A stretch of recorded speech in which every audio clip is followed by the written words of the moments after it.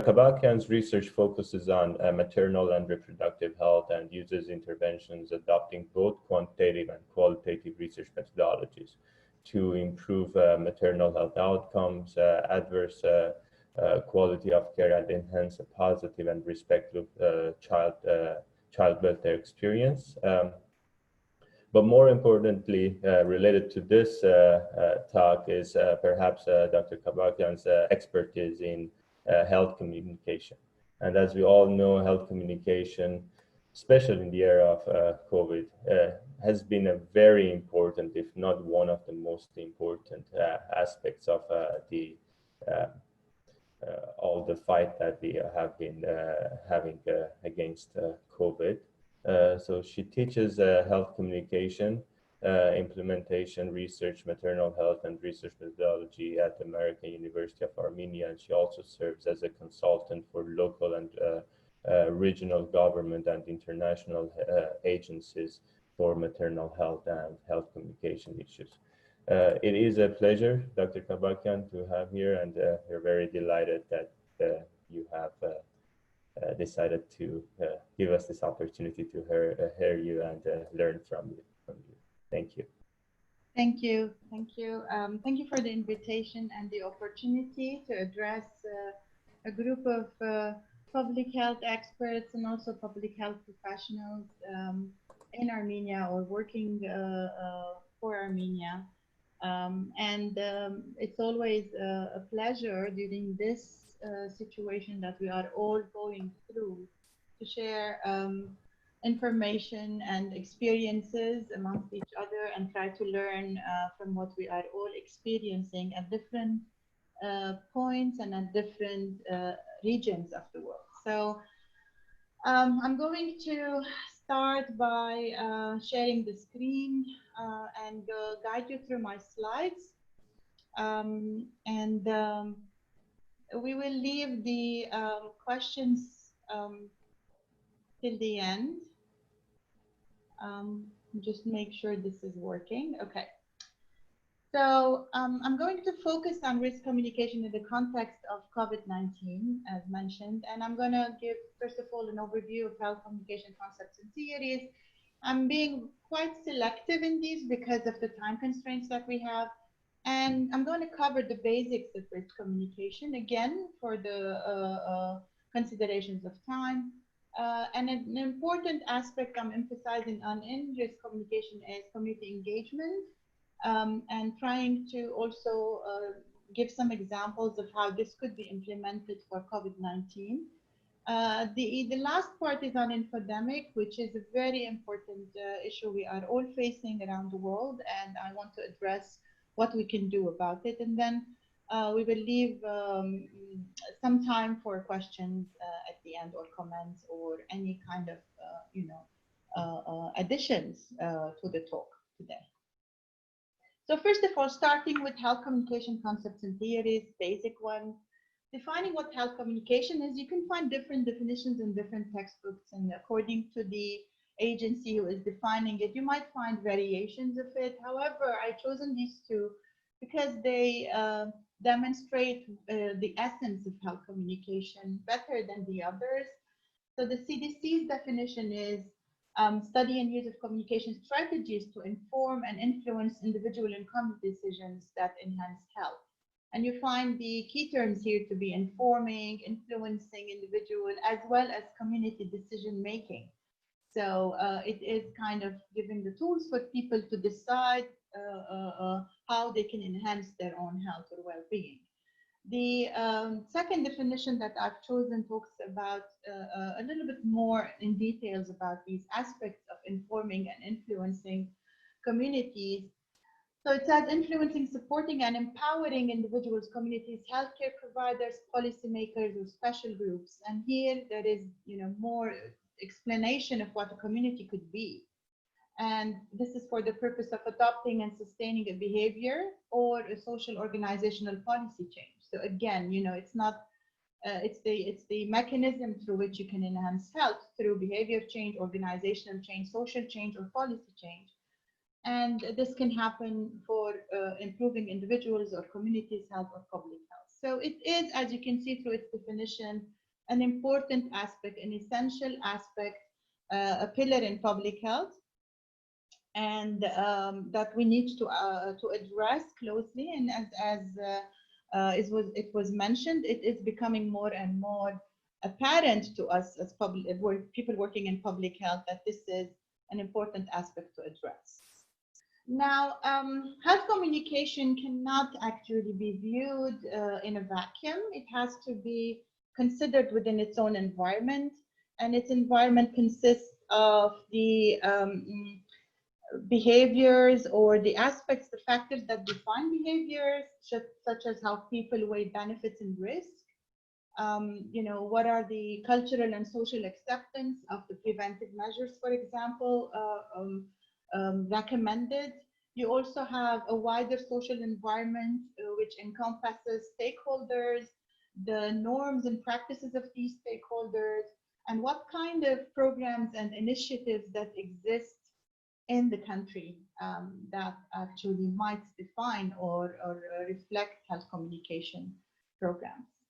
Wider environments such as political environment is also very important to consider. And as we are seeing in COVID-19, a good example how political agendas and prioritizing this public health emergency as a political agenda or not prioritizing it is very much defining the way health communication is shaped in different parts of this world. So that's another aspect to consider, and definitely the communities and key groups, the lifestyle issues, service access, and all of the economic and social factors that we need to consider. I've been quite selective in the way I'm going to address some models and theories that are applied in health communication. All of these emanate from social and behavioral sciences, and some of this or most of this you might actually know about already. And I'm going to kind of focus on three of these in a minute. But what I want to say in this slide is that we can focus in health communication on certain aspects that might influence behavior or might influence the community change or social change you want to see. So you might focus on sharing information, and you might focus on the needs of the audience. So you do an audience segmentation, or actually to see the importance of the knowledge that you are giving, therefore weighing the benefits and the harms of something. Or you might focus on the improving the motivation of your population in order to see a behavior change. So any area you focus on, you might find a different behavioral model that might be of use. The three that I've chosen and that you can see in red are the diffusion of innovation, the social inoculation theory, and the social marketing are the ones that are widely used in health communication, but are also the ones that we are seeing their usefulness in the situation of addressing the COVID-19 pandemic in different parts of the world. So I'm going to try to zoom into these a little bit, giving you more information on these theories. The diffusion of innovation model explains over time an idea or a product that gains momentum and it spreads through a specific population. The end result of this diffusion is that people, as part of a social system, they will adapt this new idea or they will adapt to this new behavior or product.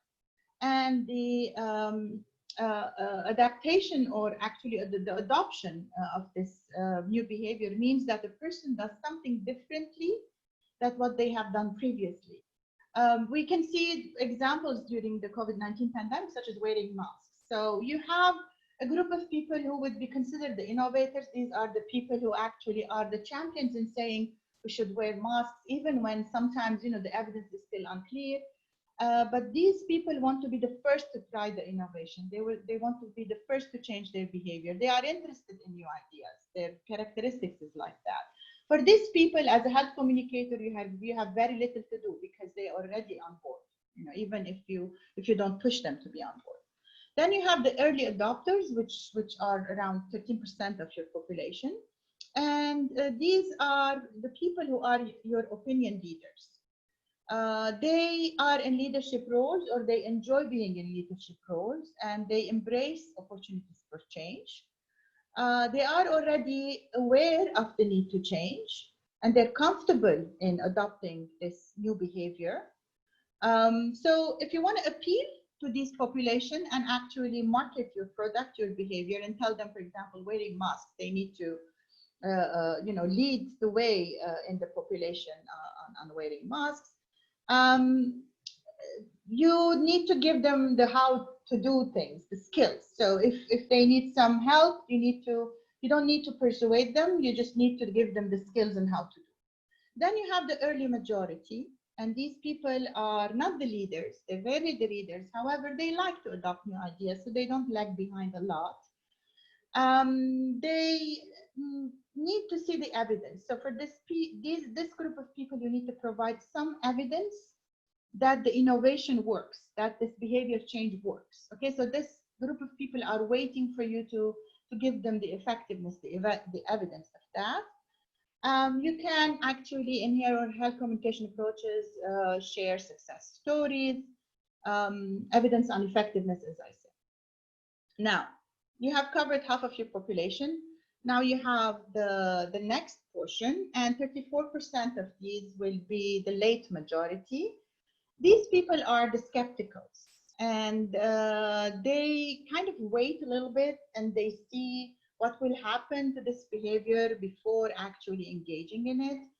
And for this group of people, you need to strategize in a way that you need to show that others who have tried this behavior, they're actually doing good and it's effective for them. And it's kind of saying, it's becoming the social norm now, you should do it too. That kind of an approach. And then you have the laggards. The laggards are the most difficult part of your population to change their behavior. They're the most resistant, the hardest to embrace change. And there are different strategies that you might want to use.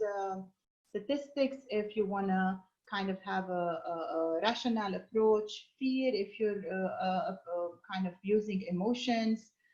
Or maybe pressures from the other people in the group or the significant others if they actually are in the other groups in this kind of curve.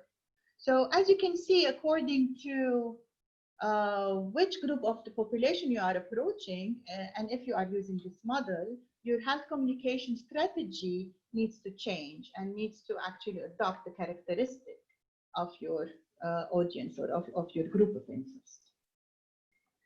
The next one, that is also gaining a lot of use in the COVID-19 situation, is the inoculation theory. So this is a social inoculation, which is mimicking the immunization. So for vaccination, what you do is that you expose the person to a weak dose of the virus, and you build immunity to the real virus by doing so. Therefore, it's the same concept, but here we are dealing with an idea or knowledge or a social concept. And through research, we learned that being exposed to a weak form of the information, and in this case, I'm going to take the example of misinformation because this is so relevant to our current situation. It helps build resistance for people, among people, so that they are not affected by the misinformations or the circulating rumors. Therefore, what you need to do, the strategy that you need to develop, is explaining the fact, introducing a myth that is related to that fact. At this point, people are presented with two conflicting ideas, the fact and the myth. And then you need to reconcile the conflict in the minds of the people by explaining the technique that the myth uses to distort the fact. So, and we see through research that this is quite effective. Now, the most important thing here is to start as early as possible in the population before, the rumors and the misconceptions and the misinformation have a lot of space to circulate. So the earlier you start, the more effective the process will be. Let me give you an example. This is again related to the COVID situation and talking about the misinformation that circulates in different parts of the world about the 5G mobile networks causing the COVID-19 or the spread of the virus. So the fact is that we know through scientific research that it is from natural origins. However, the myth says the 5G mobile networks are responsible for its spread. So you're mentioning the fact and you're mentioning the myth, and then you are reconciling the conflict between these two ideas by the fallacy, by explaining, you know, why this phenomenon cannot actually be true. So actually, you're saying that two things happening at the same time, it doesn't mean that there's a causal link between these two. Now, definitely the understanding of this message would depend on the scientific literacy of your population and how much they can do it. But in populations where you think this level of understanding is useful, it is also being widely used and shown to be effective in many parts of the world. The third model is widely used in health communication. Actually, this is one of the prominent health communication models that we use, which is social marketing. And you might have heard about it. Most health campaigns follow the model of social marketing. And this approach seeks to develop and integrate marketing strategies and marketing concepts to influence behaviors. And they actually use the marketing tools of the P's, you know, 4 P's, or even in certain models, you can find the 5 P's, the price, the place, the product, and how to promote it. So the same kind of principles and approaches, however, it is used on a social aspect instead of marketing for profit. I'm not going to go into the details of this because actually this is there's a lot to be said, and it will take us hours to go into the details of how to do and implement and plan and implement and evaluate a social marketing campaign. Next, I'm going to move into specific risk communication aspects, having, you know, kind of in the background these theories and models, selected ones. And first of all, if we want to kind of see what risk communication is, important thing to note in the definition is that it's a timely exchange of information, and there is, you know, important purpose that everyone is at risk is able to take decision and mitigate the effect of the hazard or the threat. And this is important because it emphasizes on timely exchange and it emphasizes on coordination and collaboration between stakeholders. And we're going to revisit these concepts throughout when we are talking about the risk communication. I also want to note that this has been an integral part of public health responses during emergencies. There are a number of toolkits, manuals, guiding documents that actually outline how it should be and who should be involved and how tasks should be distributed. And most importantly, it should be part of a country's preparedness plan for health emergencies. Now, I know that not all countries have preparedness plans. I myself work in a region of the world where preparedness doesn't have a lot of meaning. However, it is, for risk communication to be effective and timely, it has to have started before the health emergency arrives. So preparedness plans are very important. They are key in actually ensuring the effectiveness of the risk communication and community engagement approaches. And again, I'm stressing on the timely communication. It's highly important because in emergencies, we have a rapidly evolving situation and we need information that is important for people to reach the people at the right time whenever they can act upon and make decisions to enhance their health. Risk communication is part of the whole risk approach, and you see here the risk assessment, which actually looks at the evidence available based on science, and then you have the policy side that would manage the risk through different interventions and strategies and policies, they would definitely base that on the risk assessment and the risk situation in the country or the region or globally, and then feeding these two elements and being informed by these two elements is the component of risk communication. And this is where you have the exchange of information between stakeholders, but also a two-way communication between those who are developing the strategies and the people or the audiences or the communities that are actually using that knowledge or information or skill. Why do we need to communicate in an emergency? You probably can find a lot of regions or countries in the world where the communication is not open and transparent between the people who are dealing with the pandemic and people being affected by the pandemic. Therefore, you can see that things could be done differently. However, the effective and efficient way of doing it is through communication. And as I said, it needs to be considered an integral part of health emergencies, including outbreaks. First of all, the right to know is something of a value in public health that we all know about, and the right for people to have the tools to protect themselves and to protect their health. And definitely because we know through research that communication influences behavior change. So whether that is a group behavior or individual behavior, or any kind of like community and social change, communication has been effective, shown to be effective. And then one of the most important aspects that we are all facing these days is the addressing rumors and misinformation, and this could be done through well-designed communication strategies.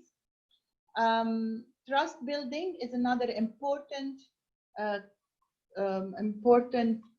cornerstone in this story, because in order for people to follow advice, in order for people to also be actively engaged in responding to the outbreak, there needs to be trust between the different players, the stakeholders that are responsible in the response to the outbreak. So communication, risk communication, has the role of building that trust and maintaining it throughout the health emergency.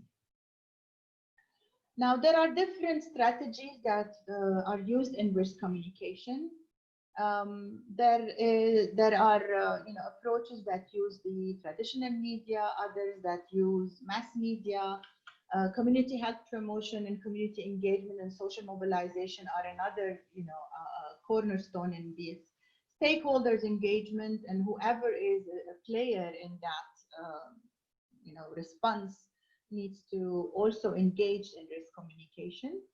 And also definitely one of the most important strategies is the use of social media nowadays. Now, two important things that we need to consider. One is audience understanding, because the profile of the audience is going to be the key determinant of which strategy and which channel would be more effective in our risk communication approach. Therefore, according to the characteristics of the community we're working with, characteristics of the audience we are addressing, whether that is a socioeconomic characteristic, to literacy characteristics, to health literacy characteristics, of science literacy, or even beliefs, norms, and the whole set of the factors that could be individual or could be even at the structural level, such as the level of poverty in an area, access to certain services, infrastructure, etc. Then you can decide on which strategies might be more effective and design an approach. Another important thing is that you can always mix and match, and definitely having different strategies used at the same time will have a better outcome, because then you are addressing the needs of different audiences by using these different approaches. Now, each and every one of these strategies, using mass media or using social media, has their own sets of sets of guidelines or know-how, which would not be possible for me to go through because of time constraints. And each of these approaches will have their pros and cons that you need to acknowledge and limit as much as possible in terms of disadvantages. Some best practices in risk communication in emergency situations. I talked about trust. Building trust, first of all, and maintaining trust is important. You know, sometimes during health emergencies, the population will be seeing new faces, new spokespersons, and they would like to, or it's essential for these people to build trust with the community. Therefore, how to create trust and how to maintain that trust should be a primary focus of the risk communicators in health emergencies. Trust is essential. If you lose the trust of your public, you are going to also lose compliance to the recommendations given. So that's an important aspect. Communicating uncertainty is, again, very essential. And that has actually proven to be very important during COVID-19 because we had a lot of uncertainty at the beginning. We still have a lot of uncertainty, but, conflicting evidence, new research coming up every day. We didn't actually know how long the lockdowns will last, what will happen in a day, in a month, in a year. So people needed to deal with all of this uncertainty, and people don't actually have access to scientific information or necessarily need to understand scientific information the way scientists do. Therefore, how to communicate that scientific information and acknowledge that there's an uncertainty in related to this issue. It's important. We cannot tell people that we know something when the next day that knowledge is going to change. So from the beginning, we need to tell people this is what we know till now. We're not 100% sure, but to best to our knowledge, the best science can offer at this point in time is this. And once we know new information, we are going to communicate that to you. So dealing with uncertainty is a very thin line that communicators need to master. Coordination, I talked about different stakeholders, different players. They need to have not only coordinate efforts, but also have the same message all through. Consistency in messaging. It's really important. And the coordination is the way to actually reach that consistency in messaging. Transparency is another important aspect. And it includes actually what is known and what is not known. Being transparent about it, being transparent about the numbers, daily cases, the deaths, everything is really important because it also builds trust and it will also help in communicating uncertainty. Being proactive means being fast in communicating, being transparent, and this will prevent the spread of rumors. You need to be, as the people in charge of the emergency response, you need to be the first to give the public information, whether that's good news or bad news. So being proactive actually is very, very important. Engaging those who are affected. I'm going to talk about community engagement later, so I'm not going to dwell on it much in here. Integrating approaches, so not building vertical programs again, just integrating whatever we're doing for COVID-19 into already existing systems is going to be more effective and more efficient. And definitely building capacity, because then you would always need to have the workforce that would deal with health emergencies in the future. This is the integrated model for emergency risk communication by WHO, and it actually puts all of these concepts together really well, because it starts with the preparedness plan, and you're building a risk communication system. So you need to develop your strategies and your structures, you need to identify your resources, etc. And then you need to identify your partners and define the mechanisms through which you are going to work with the partners during this outbreak or during this emergency, and how the coordination and the communication or coordination of the communication will happen. And then you have the public communication activities.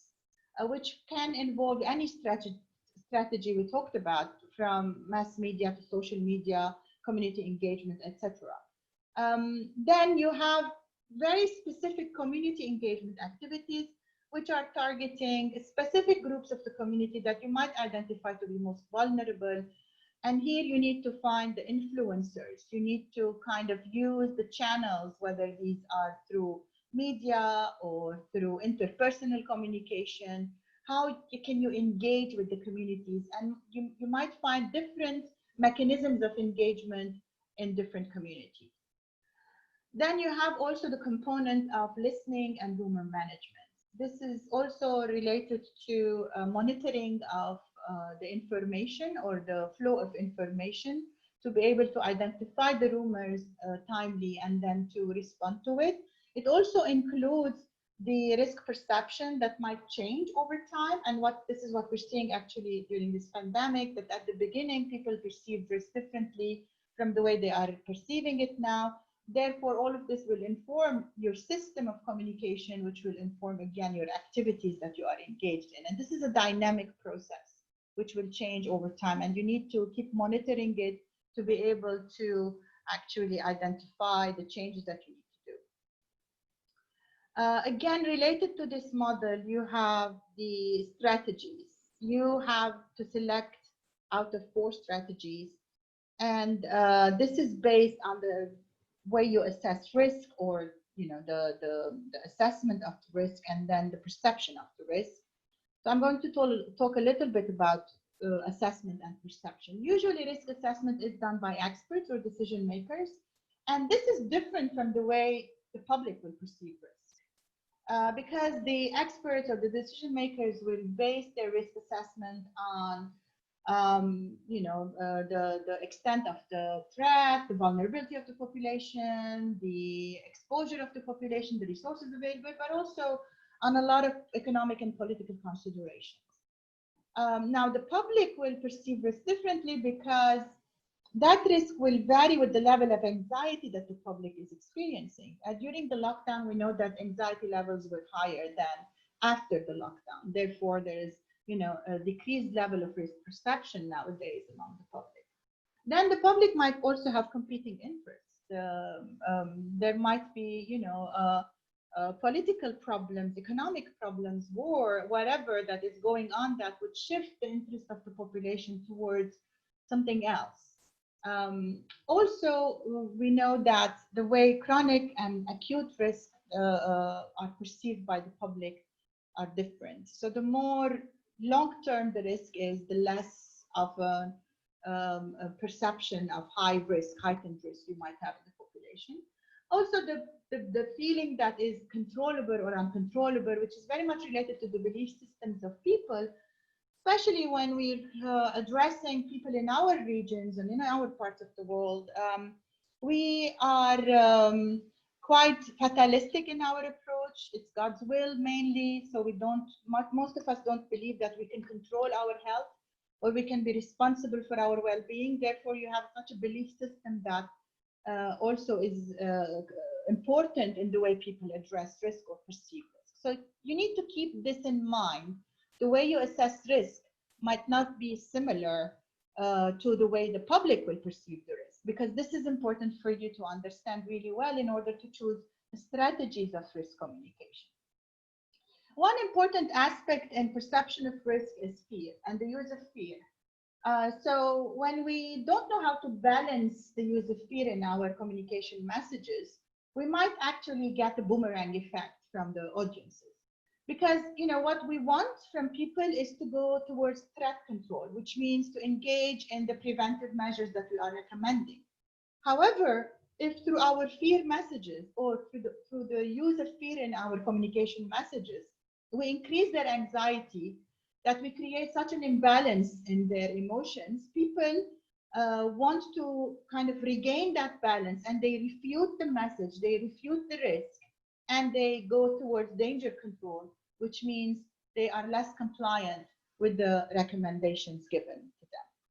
So how to use fear, it's another kind of area that needs more time to dissect and discuss, but keep this in mind, that it's very important to balance fear when we're using it in messages with skills, so self-efficacy part of the message. So if you are kind of exhibiting fear or using fear in your messages, you also need to tell people what to do in the same message. Otherwise, you're increasing anxiety and you're not giving them the solution. Now, going back to the choice of a strategy, and in this graph, we're seeing that you have a hazard and then you have the emotional response to the risk. That goes from apathy to fear and outrage. And according to where your population is, you need to adopt a different strategy for communication. So if the population has a heightened level of fear, however, the hazard is really small, there is no risk to the population, you need to deal with it in a way that you calm down and your messages will be, giving facts about that there is no danger, sharing messages that would put people's minds at ease. But you need to do this respectfully without refuting their worries and kind of ridiculizing their worries. So you have to be careful on the way you express those calming down messages. The next level is where you use health education and stakeholder relation, and this is where people are not outraged, so they don't actually perceive risk, so they're not in fear, and the hazard is very small. So you're okay, there's nothing to worry about. However, you need to keep on building stakeholders relations. You need to keep surveying the communication that is happening so that you identify rumors at certain points in time, and you identify also heightened levels of fear early enough to be able to respond with outrage management to it. Now, the fourth is precautionary advocacy, and this is where the risk is big. However, the population is not perceiving it, and this is where you want to keep, hammering, watch out. This is risk. So you need to probably use fear at certain points in time, but being careful about it. So you need to kind of bring the population to your level of concern. What we saw during the lockdown in different parts of the world was crisis communication, because here was where we had heightened fear. People were really anxious, really uncertain about what was happening to the world, and the hazard was perceived to be assessed to be big. So this is where you engage in crisis communication, explain what's happening, and deal with emotions. I'm going to emphasize empathy here, because empathy is an important aspect in crisis communication and risk communication in general that is not fully addressed. And I'm going to use an example from Andrew Cuomo, the governor of New York, because the way this quote actually shows how empathy is important in our approach to crisis communication. So acknowledging people's worries, acknowledging people's fears is important in the way authorities might communicate, or people responsible in the health response might communicate. So in this quote, he's actually acknowledging that it's a moment that changes people's lives, and explaining it in a way that everyone can identify with. Yesterday you were going to work, today you're at home, you have the kids at home, you're worried about your health, you're worried about your job, about the economy, you don't know what's going to happen. You turn on the TV, there is a lot of information you can't deal with, and then the answers for your questions about when is this going to end, you don't find it. So their acknowledging of the stress, the emotion is just incredible. So this actually person is not giving an answer to these questions in people's minds. However, he is acknowledging these emotions. And this is the empathy that actually research proves that is very essential and very important in risk communication, especially during health emergencies where you have a high hazard and you have a high perception of the hazard. I'm going to move into community engagement and talk a little bit about this before talking about the infodemic. I just want to stress that community engagement is not an add-on. It should be, again, at the heart of the emergency public health response. And it needs to be a two-way dialogue that would feed into your risk communication activities, strategies, and approaches. So it is really, really important to have it during all phases of your health emergency plan, whether that's a preparedness plan, response, or recovery. And definitely you need to use different approaches because your communities are not homogeneous, and you need a good understanding of the community to be able to strategize and identify which routes or mechanisms or tactics you want to use to engage the community. How to do it? Coordination is important. So different institutions in the community, community groups, whether these are civic groups or religious groups, formal or informal community networks, any kind of groups that you can actually identify as gatekeepers to the community, but also as people who are, or groups of people who are influential in the community, or groups of people who can be working at the grassroots level in the community. And you need to reach out to these specific groups and engage them in the efforts of risk communication. You also need to have a good understanding of the sociocultural and political context of communities. Now, communities, as I said, are not homogeneous, and you need to understand their characteristics every time you engage with a new community, but also over time because things might change. These kinds of, contextual factors don't change quickly, but if you've been there in the community for a long time, you need to keep monitoring them. So understanding myths and beliefs, rumors, information, misinformation, how they are managed and how you could manage it in that community, how you can decode fear, how you can decrease resistance, how can you engage volunteers, can you have champions in that community who can actually be influencers of behavior change. So you need to engage with the community to be able to identify these people, to identify this kind of understanding, in-depth understanding of the community. What kind of actions you can do? Now, these are mainly actions that at the level of health authorities or the government needs to happen. Reaching out and informing the community of the policies of the government, explaining why these were taken and how, consulting with the community before the development of, any policies. Now, these might sound to be very far-fetched in the situation of a health emergency. This is why a preparedness plan would be essential, because when you have a preparedness plan for health emergencies, you already have established your contacts and coordination in communities, in different communities, that you can use that in the implementation of your plan during the emergency. Collaboration, leadership sharing, and empowering the community to make decisions becomes easier when you already have established that kind of grassroots links.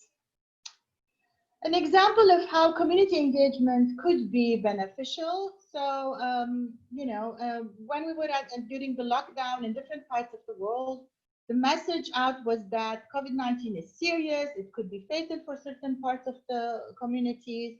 We should stay at home, and there were policies related to the lockdown in different countries. The population actually perceived that with a high state of uncertainty and anxiety. People were, staying home. They were not allowed to go out. They kind of created a level of anxiety that might have also initiated dismissal of these uncertainties and anxieties. So you start resistance to your resistance to your messages. I don't want to know. I don't want to believe it. I don't want to accept it because it's really hard, because it's making me really anxious and uncertain. And I don't like to be anxious and uncertain. I want my balance back. And that leads to a disbelief. So you start, in order to justify your dismissal, you start actually saying that the authorities are not being to handle the situation well, and you start following conspiracy theories, because conspiracy theories will justify the dismissal that you are making. So this is very much when we're doing a top-down crisis communication approach without community engagement. What community engagement can bring into this picture is through the stakeholders engagement, through community dialogues, community meetings, influencers that you can identify and engage from communities. we can actually have a two-way dialogue. And then, we can identify the anxieties and the fear early on and adjust the risk communication in a way that it will diminish those feelings in order for people not to dismiss your messages and don't get into the disbelief and don't give room to the circulating conspiracy theories. Another way is to decentralize the communication so that you are meeting the needs of each community separately. That doesn't mean that you are giving inconsistent messages throughout, but you are kind of tailoring your messages in a way that it kind of reaches the community needs in a more direct way, and identifying hotspots in the country and kind of directing your efforts of communication to those hotspots might be another way of engaging the community. Finally, a little bit on infodemic. This is a slide that shows the array of misinformation that were identified in European countries. And, probably if they've done similar thing in the region in the Arab region where I live, they would find the same ones. I think these are more or less the ones that are circulating throughout. This has been an important aspect in the fight against coronavirus, the misinformation. It makes the pandemic worse because the sources of information lose their trustworthiness, and it heightens people's anxieties, and people are overwhelmed. They are emotionally drained because they are bombarded by inconsistent information throughout. It would definitely affect their decision-making process. And because it's an open web and people can publish whatever they want, there's a kind of a good fora for them to live and to prosper. I'm talking about the misinformation. Now, how we can manage the infodemic? We need to have a system in which we monitor information, and this is done part of the risk communication, community engagement approaches that countries need to develop and do it in the preparedness plan too. So you have a monitoring information unit. You can monitor social media, you can monitor the traditional media, you can monitor even within specific communities, if you are engaging with them, what kind of questions people are asking, what are they sharing, what are they searching, etc. Then you need to listen to the information. And listening is not, very simple, because you need to also use surveillance of social media. You can use the hotlines. You can have public opinion surveys. You can have rapid knowledge, attitude, practice surveys to kind of have an understanding of what are the narratives that are circulating and how are these narratives are gaining momentum. Then you have to formulate your messages according to your monitoring and listening results. Therefore, you're filling the gaps in those narratives and you're responding to the misinformation. Another step is to engage and collaborate with partners so that your dissemination is amplified. And this is, again, an important step. So you use your built-in stakeholder coordinating system to be able to amplify your dissemination. And down the line, you expect that this will actually impact individual behavior. Now, definitely keep in mind that it depends on the ever-changing perception of risk, whether that is individual or at the community level, because with the pandemic, we are experiencing a rapid change in people's perceived risk. How to address rumors, some tips. Early on, you need to kind of be very proactive in monitoring rumors and addressing them. Remember the social inoculation theory we talked about. So the earlier you start feeding people with what is coming next and don't be fooled by them, the more effective you must become. Transparency, as we discussed, is really key. Listening, which is the two-way dialogue and the input you receive, the feedback you receive, and how you use that feedback into your system.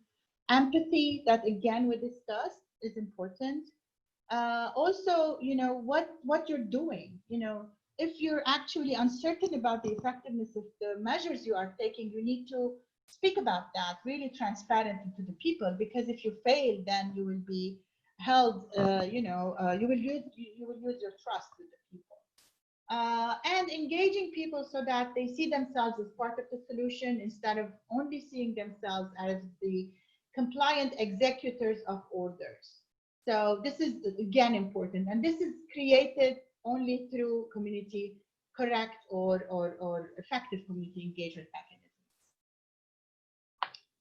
Now, finally, my last slide is about latest knowledge on how we can benefit from social and behavioral sciences to kind of see how we can deal with the pandemic. And you see here a lot of the issues that we discussed just now, and science communication or risk communication is just part of it, and it actually functions and it's implemented in the context where you have risk perception, where you have different types of leadership or perception of even the leadership. There's a social context that is there, which goes through from the political to the cultural inequities and all of that.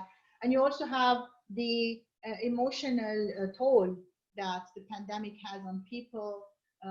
And you also have the interests of people, whether you have a collectivist culture or an individualistic culture, and how people would make decisions for themselves or for the collective. So considering all of this and feeding all of this information into your risk communication strategies and activities will be important. This is it. Thank you. And I think we have a little bit of time left for questions.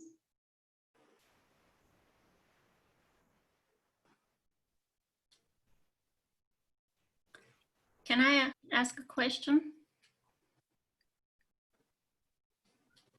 Yes, please go ahead. Yes, thank you very much for this very interesting and very relevant presentation.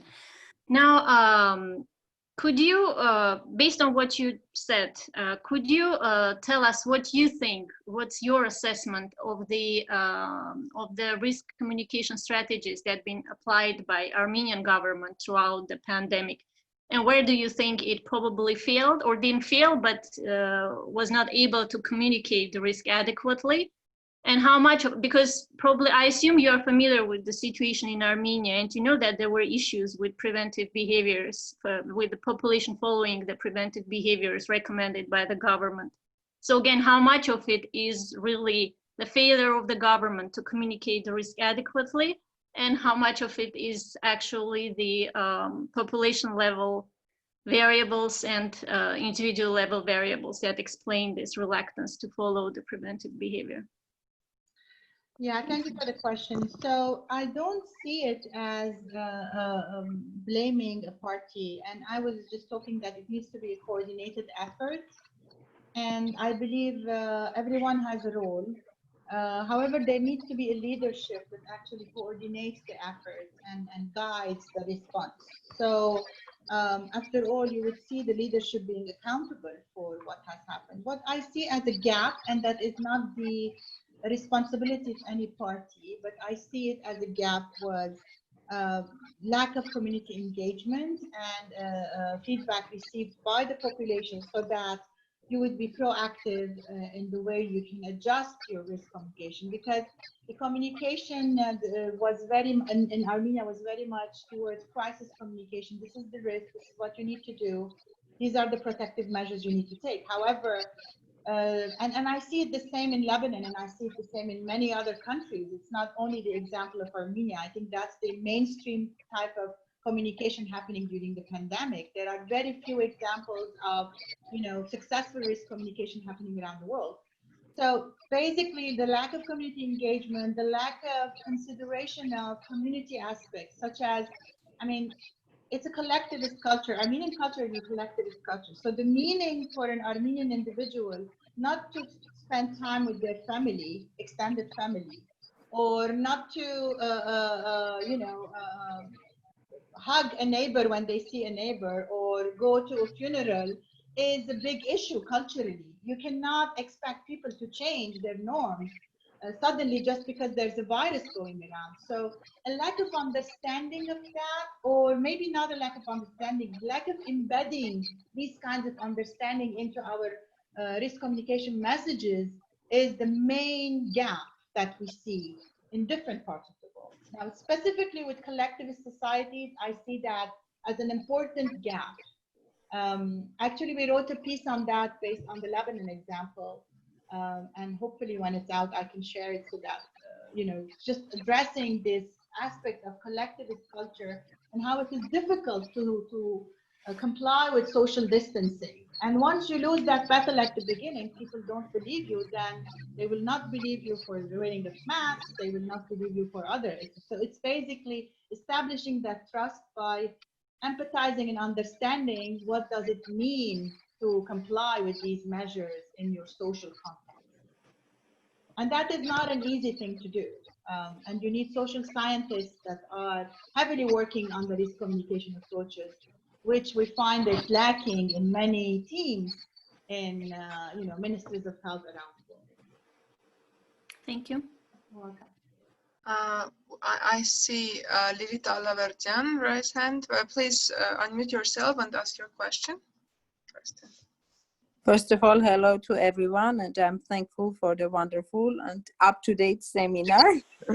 And this hour lasted like a minute. Thanks to also to Public Health Program Administration Office for organizing such seminars. My question, you partially answered my question because it was related to the first question. I wanted to ask, do you think it is the lack of trust that COVID-19 so widely spread in Armenia? Thank you.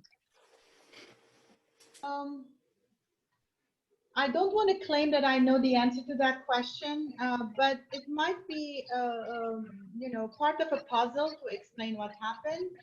I think the most important thing is to see which sections of the community lack trust and where are these hotspots, or what are the characteristics of the groups of people who are not trusting the recommendations given. And why. So definitely trust is a major factor that needs to be investigated. Now, how did it play out in Armenia? I'm not sure that we have, and at least I don't have enough information to kind of explain how did it play out.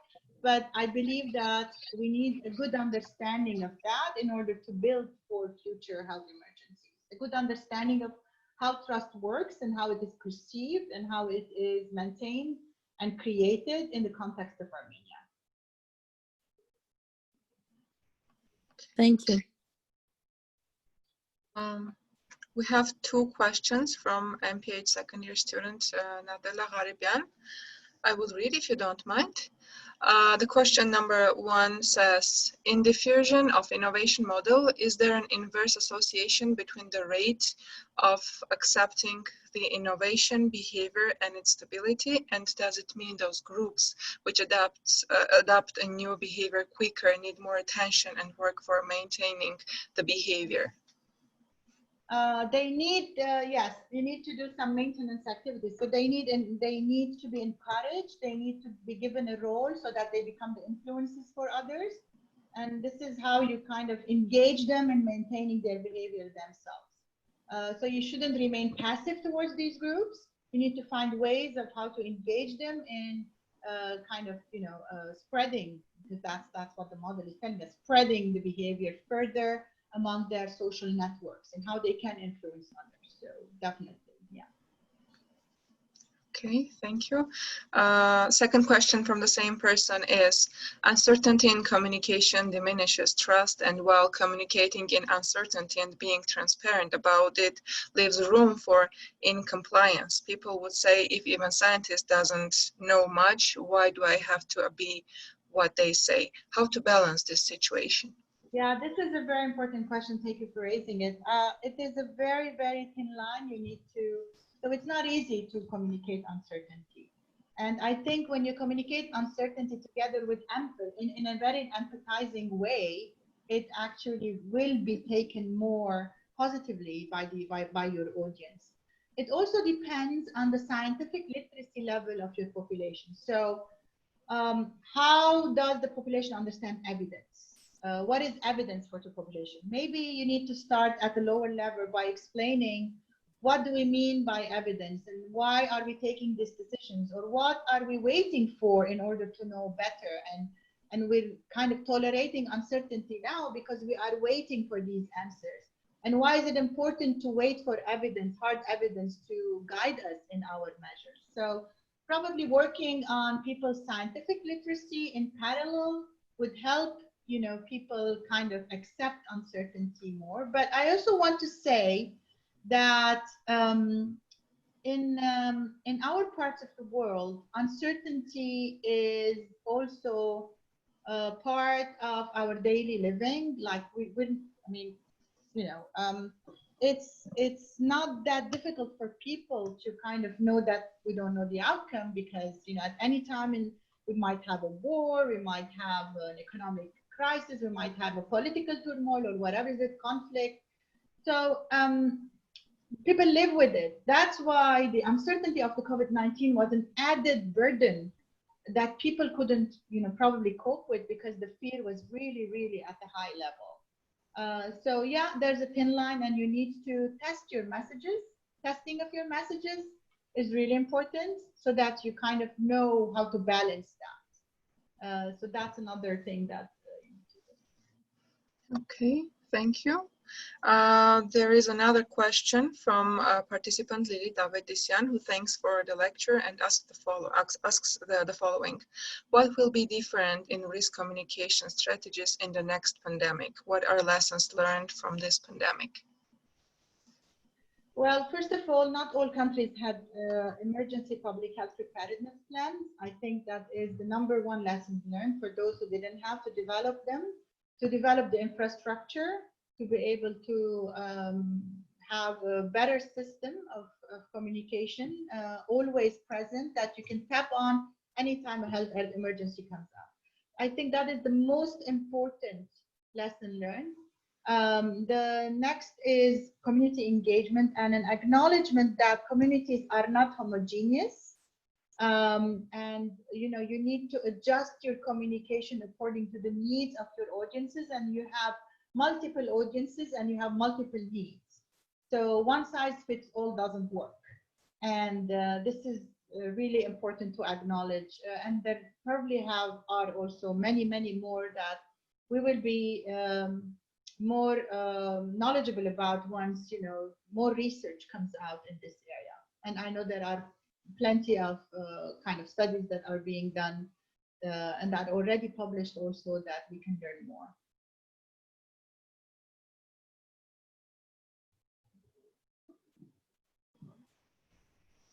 We have no more questions, I guess.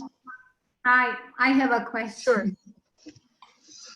Hello, Dr. Kabakian. I apologize that I joined the seminar a few minutes later than I planned. I'd like to thank you so much for addressing such an important issue that is so relevant today in every country. And I think risk communication hasn't been valued enough, was not appreciated. It's such a situation that demonstrates to all the countries that public health is so important, and particularly within public health, risk communication is key. But hopefully we all are learning lessons that we can use those lessons, given that it's a chronic situation. It's not an acute situation, unfortunately. And I also think that when we have an acute situation, people can mobilize their resources and address adequately, but when it becomes chronic, then it's more challenging to follow the rules. So I thank you a lot, and I wanted to hear your opinion. You talked about the differences between collectivist and individualistic societies. I also heard an opinion that societies are shame-based and individual responsibility-based, and perhaps for those societies, emphasize the main messages could be different.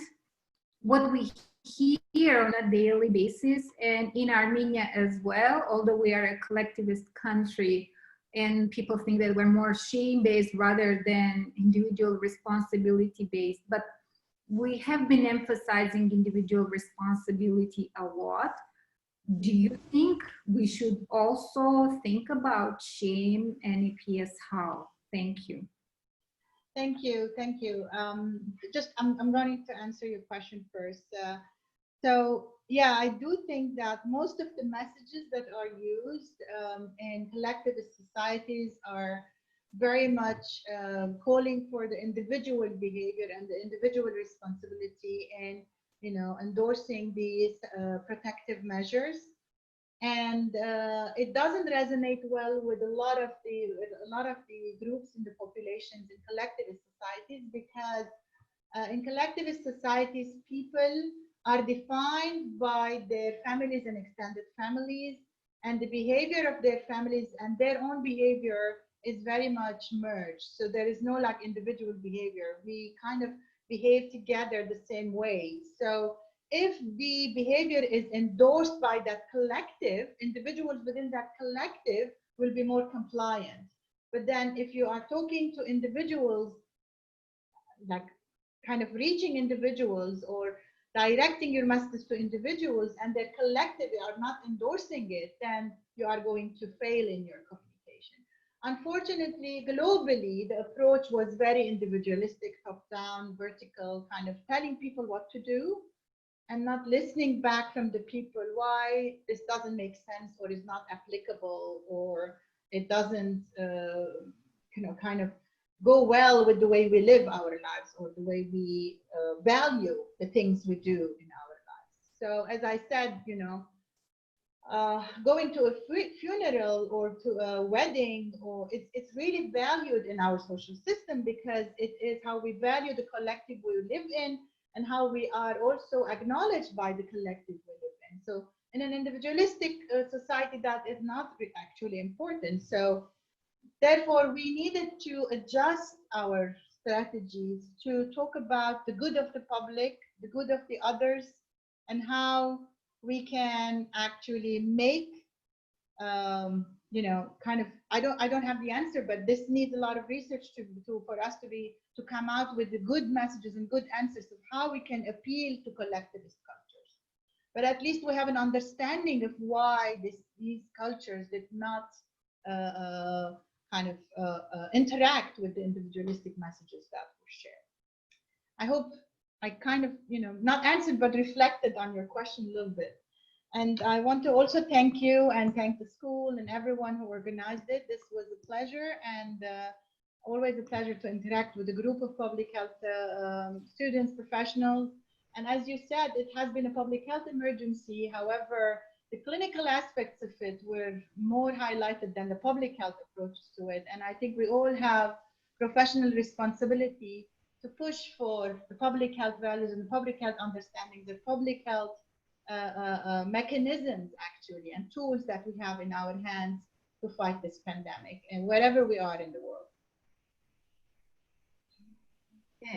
And before we conclude, do you have any specific advice to particularly our students and researchers who are present during today's talk? Like if they can do anything in their own life, to spread this message. Yeah. I think there are important initiatives around the world giving us the responsibility as individuals, but I think that responsibility is even heavier for public health professionals to fight the misinformation or to kind of sort of manage the infodemic that is happening. And basically our role is to disseminate around us what is fake and what is real in a way that we find is kind of matching, the understanding and the needs of the people we are talking to. It's, lately I was reading an article about how you argue with your uncle about fake COVID-19 information. So it is at that level, everyday life, people around us. I think we have not only an individual and civic responsibility, but also in addition to that, we have the professional responsibility to do that. So we are an army of public health professionals that we need to address this aspect at least. And then, as students, I hope that this opened up questions in their minds or curiosity to know more about risk communication. This is very timely.